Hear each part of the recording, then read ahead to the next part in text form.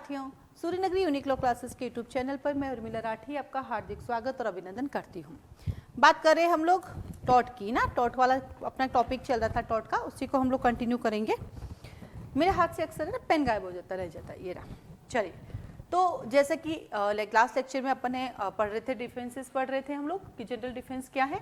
पहला अपन ने पढ़ा वॉलंटरी नॉट फिट इंजूरिया, then act of God, then आता है इनवेटेबल एक्सीडेंट, फिर एक्ट ऑफ नेसेसिटी, फिर मिस्टेक और देन स्टेटूटरी अथॉरिटी, है ना। अब इसके ऊपर हम 2 केस लिखेंगे, इसके ऊपर अपन 2 केस लिखेंगे। हाँ जी, आ जाइए इसके 2 केसेस के बारे में। फर्स्ट केस लिखिए, पहला केस आपका Vaughan versus Vaughan versus Taff Vale rail company, Taff Vale company 1860। और दूसरा केस है वो भी इसी टाइप का है। दूसरा केस है स्मिथ वर्सेस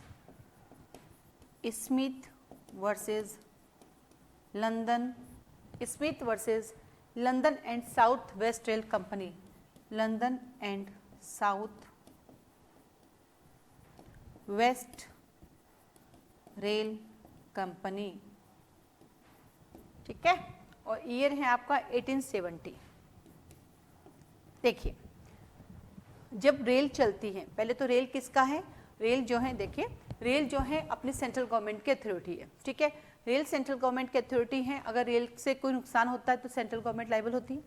अब ट्रेन 2 टाइप से काम होता है ट्रेन का, कि एक वो अपना सोरेन एक्ट करती है, बीच में गाय आके मर जाती है, भैंस आ जाती है, मतलब एनिमल्स आ जाते हैं, या कोई मनुष्य जगह कट के मर जाता है, तो ट्रेन एकदम से रुक नहीं सकती ना, एकदम से अगर उसने ब्रेक लगाए तो कितने सारे लोग एक साथ मर सकते हैं, ठीक है। तो क्या हुआ कि एक ट्रेन रास्ते से जा रही थी, वागन वर्सेस रेलवे कंपनी में ट्रेन जो है वो पटरियों से जा रही थी, और इतने में ट्रेन की चिंगारी से जंगल में आग लग गई। हो जाता है, इसलिए वहाँ पे थोड़ी सफाई रखी जाती है ना, ट्रेन जहाँ से ट्रेन निकलती है तो थोड़े से पेड़ पौधों को दूर रखा जाता है, गटिंग होती रहती है। तो वहाँ पे जब जंगल में आग लगी तो क्या रेलवे जो है लाइबल होगा? नहीं होगा, क्योंकि ये सोवरेन एक्ट कर रही थी, जानबूझ के इसने आग नहीं लगाई। बट इस केस में क्या हुआ था कि रेलवे कर्मचारियों ने पटरी के आसपास, की क्या की सफाई की, और जितना भी घास फूस था वही साइड में इकट्ठा करके रख दिया, और चिंगारी निकली उस घास फूस में लगी और उससे पूरे के पूरे जंगल में आग लग गई। यहाँ पे रेलवे लायबल होगा। तो दोनों में क्या हुआ, यहाँ पे रेलवे की कोई गलती नहीं थी, यहाँ पे उनके कर्मचारियों ने वही कचरा इकट्ठा करके रख दिया, जिसकी वजह से आग लग गई थी, तो यहाँ पे रेलवे लायबल होगी। तो हमें ये देखना है कि सोवरेन एक्ट कैसा है, वो अथॉरिटी जो काम करे उसकी खुद की कोई नेग्लिजेंसी है। यदि अथॉरिटी की नेग्लिजेंसी है तो फिर उसको सजा मिलेगी, और जब उसने गुड फेथ में ध्यान रखते हुए काम किया है तो यहाँ पे उनके ऊपर कोई लायबिलिटी नहीं आएगी। तो पहला अपन ने क्या पढ़ा, voluntary not fit injuria. Second अपन ने क्या पढ़ा, एक्ट ऑफ गॉड। थर्ड अपन ने क्या पढ़ा, इनवेटेबल एक्सीडेंट। फोर्थ अपन ने क्या पढ़ा, फोर्थ पढ़ा प्राइवेट डिफेंस। फिफ्थ क्या पढ़ा अपन ने, एक्ट ऑफ नेसेसिटी। 6 पढ़ा मिस्टेक, और 7 पढ़ा सोवरेन अथॉरिटी या स्टेटूटरी अथॉरिटी। चलिए आगे बढ़ते हैं 8 की तरफ। 8 कहता है जुडिशियल एक्ट। जुडिशियल एक्ट मतलब जैसे जज साहब फांसी की सजा दे देते हैं, तो क्या जज साहब को सजा मिलेगी? नहीं, क्योंकि वो तो अपना जुडिशियल एक्ट कर रहे हैं, है ना। तो क्या कर रहे हैं वो, अपना न्याय कार्य, क्या बोलेंगे इसको अपन, न्याय कार्य। तो जज साहब जब जुडिशियल एक्ट करते हुए कोई डिसीजन सुनाता है, किसी को सजा देता है, तो वो कोई ऐसा थोड़ी अबेटमेंट किया या कॉन्स्पिरेंसी की, वो तो जुडिशियल एक्ट है। इसका एक्सेप्शन और कहाँ देखने को मिलता है, आईपीसी में। आईपीसी में कहाँ है, सेक्शन नंबर 77 और 78। जज साहब ने आपको फांसी की सजा सुनाई, ये जुडिशियल एक्ट है, जज साहब को कोई सजा नहीं मिलेगी। और जल्लाद ने जज साहब के ऑर्डर को मानते हुए जब फांसी की सजा दे दी, तो जल्लाद ने भी कोई ऑफेंस कमिट नहीं किया, क्योंकि that is a called judicial act. देख लेते हैं जुडिशियल एक्ट के ऊपर कोई हमारे पास अच्छा सा केस है तो लिखवा देते हैं, क्योंकि जैसा मैंने आपको बताया है कि यहाँ पर आपको बार बार केसेस लिखने होते हैं, तो एक एक केसेस मैं आपको बता दूंगी तो आपको याद रह जाएगा, है ना। तो कोई ऐसा बढ़िया सा केस अगर दिख जाता है तो collector of the custom versus Chidambara, ऐसे लीडिंग जजमेंट नहीं है। होल्डेन वर्सेस स्मिथ में उच्च न्यायालय पे आरोप लगाया था। एक केस लिख देते हैं होल्डेन वर्सेस स्मिथ। क्या लिखेंगे, होल्डेन वर्सेस स्मिथ।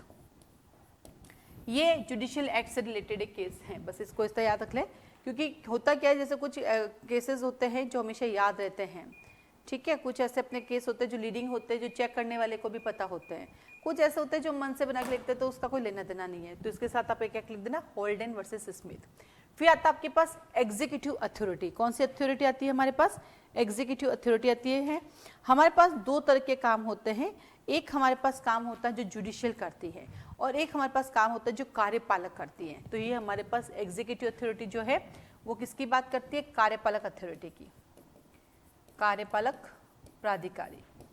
इनको हम कार्यपालिका के प्राधिकारी कह सकते हैं। एग्जीक्यूटिव अथॉरिटी कौन होती है हमारे पास? एग्जीक्यूटिव अथॉरिटी होती है लाइक कलेक्टर, जिसको हम डीएम भी बोलते हैं। आपको पता है कलेक्टर है ना, जो आईएएस बनता है वो कलेक्टर बनता है।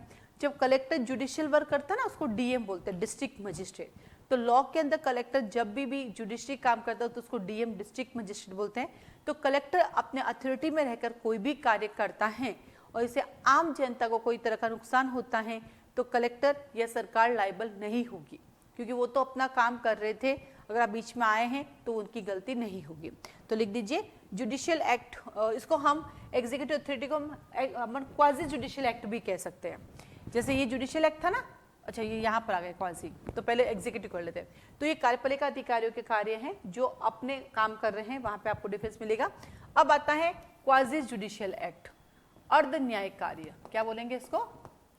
अर्ध न्यायिक कार्य। अगर अर्ध न्यायिक कार्य, ये भी सेम टू सेम वही बात बताता है। लिखिए अर्ध न्यायिक कार्य जो होते हैं वो नेचुरल जस्टिस पर डिपेंड होते हैं। लिखिए अर्ध न्यायिक कार्य नेचुरल जस्टिस पर डिपेंड होते हैं। यहाँ पे जब भी हम काम करेंगे कोई रूल और रेगुलेशंस नहीं है, कोई कानून नहीं होते हैं, बट वो नेचुरल जस्टिस को फॉलो करते हैं। नेचुरल जस्टिस क्या होता है ये हम कहाँ पढ़ते हैं? तो आइए देखते हैं थोड़ा सा नेचुरल जस्टिस के बारे में। वैसे तो देखिए नेचुरल जस्टिस जो है उसको कहीं पर भी हमने डिफाइन नहीं कर रखा है। हमने मतलब लॉ ने नेचुरल जस्टिस को कहीं पर भी डिफाइन नहीं कर रखा है। नेचुरल जस्टिस जो है वो कहते हैं ना कि जिस पृथ्वी पर जब से हमने जन्म लिया कुछ चीजें ऊपर से चली आ रही थी, इसको हिंदी इंग्लिश में बोलते हैं नेचुरल जस्टिस। जो ऑटोमेटिक होता है हिंदी में बोलते हैं प्राकृतिक न्याय, प्राकृतिक न्याय या बोलते हैं नैसर्गिक न्याय। वैसे तो ये कॉन्स्टिट्यूशन में कहीं पर भी डिफाइन नहीं है, इनडायरेक्टली ये कॉन्स्टिट्यूशन में कहा दिया गया है? इनडायरेक्टली कॉन्स्टिट्यूशन में आर्टिकल नंबर 14, 21, 311 में दिया गया है। जनरली नेचुरल जस्टिस हम लोग कहाँ पढ़ते हैं? एडमिनिस्ट्रेटिव लॉ में। कहाँ पढ़ते हैं? प्रशासनिक विधि आपके कोर्स में है, एडमिनिस्ट्रेटिव लॉ के अंदर, ठीक है। तो एक्स्ट्रा जुडिशियल एक्ट अगर करता है जो नेचुरल जस्टिस पे डिपेंड होता है और उस केस में अगर किसी को कोई नुकसान होता है तो वहां पर भी आपको कोई तरह का बेनिफिट नहीं मिलेगा, कोई तरह का बेनिफिट नहीं मिलेगा। शर्त यह है कि वो काम आपने कैसे किया है? गुड फेथ में। एक शब्द है गुड फेथ यानी सद्भावना पूर्वक। ये जो सद्भावना पूर्वक वर्ड है ये उसका बहुत बड़ा मीनिंग है। जहां आप कहते हैं सॉरी बाय मिस्टेक हो गया, सॉरी गलती से हो गया, सॉरी इंटेंशन नहीं था, या आपने काम को बहुत केयरफुली किया है जिससे आपको किसी को नुकसान कारित नहीं करना था और फिर हो जाता है तो उसको बोलते हैं गुड फेथ। तो एक्स्ट्रा जुडिशियल एक्ट जो होते हैं जो कि जुडिशरी के अंदर देन को अथॉरिटी करती हैं, जो कि एक तरह से देखा जाए तो अथॉरिटी तो है, गवर्नमेंट अथॉरिटी भी है, बट वो एक कोर्ट नहीं है, तो उसको बोलते हैं एक्स्ट्रा जुडिशियल एक्ट। जैसे कि कलेक्टर जो काम करता है, अगर कलेक्टर कोई ऐसी हियरिंग का काम करता है उसको एक्स्ट्रा जुडिशियल एक्ट कहते हैं। इसका एग्जांपल बताती हूँ, सीआरपीसी सेक्शन 133, जब पब्लिक न्यूसेंस को आपको हटाना है तो वहां पे कौन काम करता है? एग्जीक्यूटिव मजिस्ट्रेट करता है। तो वो एग्जीक्यूटिव मजिस्ट्रेट क्या कहलाता है? एक्स्ट्रा जुडिशियल ऑफिसर माना जाता है, ठीक है। और देन आता है एग्जीक्यूटिव का आपके पास आता है executive authority, same to same वही आ गया। जो भी कार्यकारिणी अधिकारी होते हैं जैसे कलेक्टर होते हैं, एसडीएम होते हैं, ये सारे के सारे जो लोग काम करते हैं एग्जीक्यूटिव में आते हैं। ये लोग अपने अथॉरिटी के तहत कार्य कर रहे हैं, उस दौरान आपको कोई नुकसान होता तो लायबल नहीं होंगे। तो एक तरह से देखा जाए तो यहाँ से लेके यहाँ तक चारों का एक ही काम है। ये सरकार है, ये जुडिशरी है, ये एक्स्ट्रा है और ये एग्जीक्यूटिव है। चारों को एक जगह लेके आए तो सरकार के द्वारा किए गए कार्य की बात करता है, ठीक है। देन आता आपके पास permanent and quasi parental, sorry parental और क्वाजी पेरेंटल अथॉरिटी। आपको पता है एक नया आ गया, प्रेतक और अर्ध प्रेतक अधिकार। क्या होता है कि जनरली बच्चों के द्वारा जो काम किए जाते हैं वो पेरेंट्स लायबल होते हैं और कुछ केस में बच्चों के द्वारा किए गए कार्य के लिए पेरेंट्स लायबल नहीं होते हैं। आपने सुना होगा भी हाल ही में चल रहे हैं कि 16 साल से कम का बच्चा अगर गाड़ी चलाता है, 4 व्हीलर चलाता है, किसी का एक्सीडेंट कर देता है तो माता पिता लाइबल होंगे। क्योंकि पहले क्या होता था, बच्चा अगर कोई भी ऑफेंस करता तो बच्चा ऑफेंस काउंट नहीं होता था। हमारा आईपीसी भी कहती है 7 साल से कम का बच्चा, 7 से 12 साल से बच्चा, है ना, 12 साल से ऊपर 18 साल से कम का बच्चा, तो उस केस में क्या होता था कि बच्चे ने ऑफेंस किया, उसको सजा तो मिलेगी नहीं। लेकिन अब एक नया रूल निकाल दिया है कि यदि 16 साल से कम का बच्चा अगर 4 व्हीलर चलाते हुए पाया गया या 18 साल से कम का बच्चा गियर वाली गाड़ी चलाते हुए पाया गया तो उसके हाथ से कोई एक्सीडेंट हो जाता है तो उसके पेरेंट्स लाइबल होंगे। तो ये पेरेंट्स को ड्यूटी दे दी है।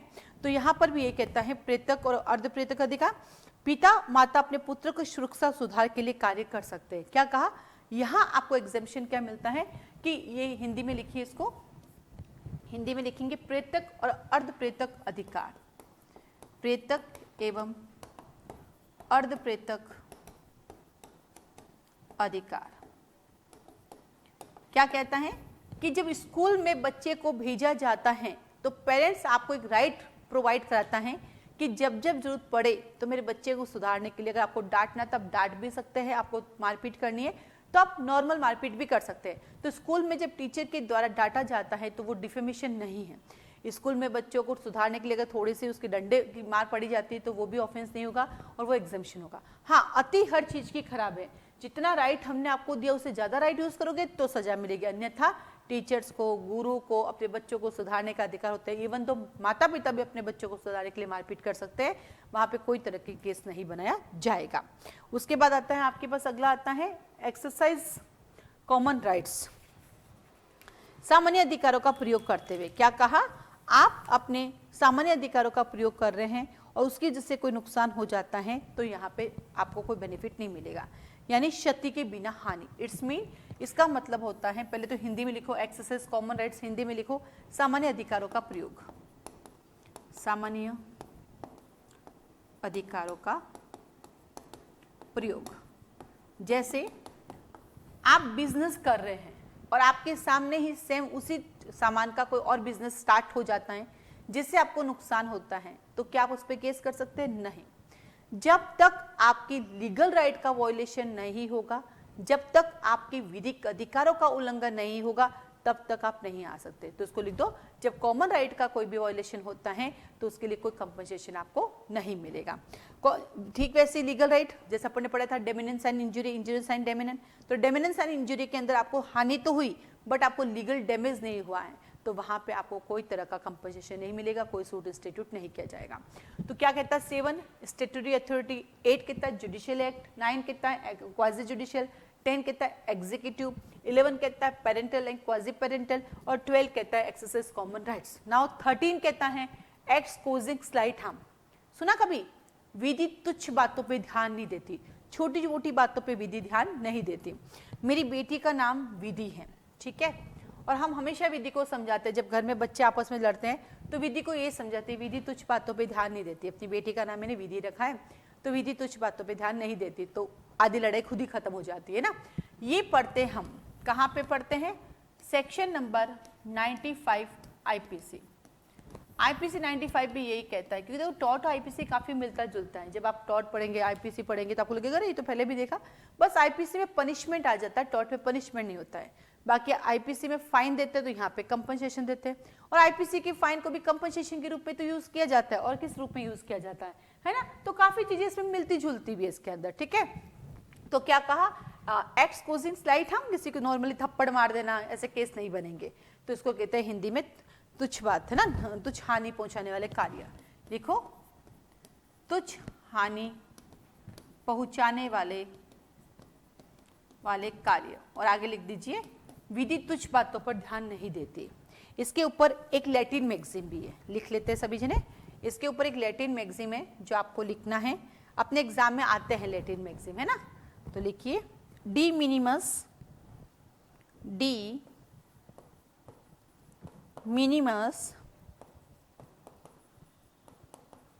Non curat lex. इसका मतलब ही यही होता है, इसका मीनिंग लिखिए, the law does not concern itself with trifles. The law does not concern itself with trifles. It's mean in Hindi विधि तुच्छ बातों पे ध्यान नहीं देती, छोटी मोटी बातों पे ध्यान नहीं देती, उनके मैटर को वहीं खत्म कर दिया जाता है। तो लास्ट लेक्चर के अंदर हमने 1 से लेकर हमने 6 तक को किया था, अब हमने किया 7 से लेकर 13 तक। तो ये है डिफेंस की बात करता है और क्या कहता है ये कहता है कि टॉर्ट के अंदर आपको कंपनसेशन का राइट है, बट कुछ ऐसी परिस्थितियां होंगी जहाँ टॉर्ट में आपको कंपनसेशन नहीं मिलेगा, और वो कौन कौन सी है? पहला, जब आपने खुद ने कंसेंट दे दी है, दूसरा एक्ट ऑफ गॉड हो गया है, तीसरा इनएविटेबल एक्सीडेंट हो गया है, फोर्थ कहता है प्राइवेट डिफेंस है, फिफ्थ कहता है एक्ट ऑफ नेसेसिटी है, 6 कहता है आपका मिस्टेक हो गई है, 7 कहता है आपके स्टैट्यूटरी अथॉरिटी है, 8 कहता है जुडिशियल एक्ट है, 9 कहता है क्वाजी जुडिशियल एक्ट है, 10 कहता है एग्जीक्यूटिव प्रोसीडिंग कर रहा है, एग्जीक्यूटिव अथॉरिटी काम कर रही है, 11 कहता है पेरेंटल और क्वाजी पेरेंटल की परमिशन से काम किया गया है, 12 कहता है एक्सरसाइज कॉमन राइट है, और 13 कहता है ट्रिफलिंग एक्ट है।